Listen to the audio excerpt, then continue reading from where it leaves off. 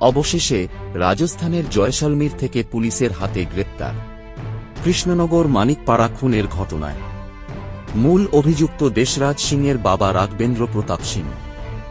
অবশেষে ট্রানজিট রিমান্ডে নদিয়ার কৃষ্ণনগর কোতোয়ালি থানায় আনা হল দ্বাদশ শ্রেণীর ছাত্রী খুনের ঘটনার মূল অভিযুক্ত দেশরাজ সিংয়ের বাবা রাঘবেন্দ্র প্রতাপ সিংকে।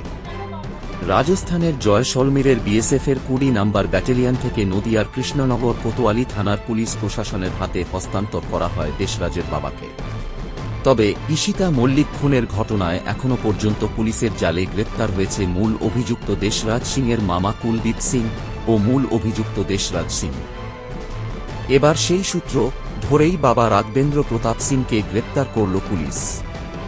সূত্রের খবর, বিএসএফে কর্মরত বাবা রাঘবেন্দ্র সিং বিএসএফের ২০ নম্বর ব্যাটালিয়নে নিযুক্ত ছিলেন জয়সলমীরে।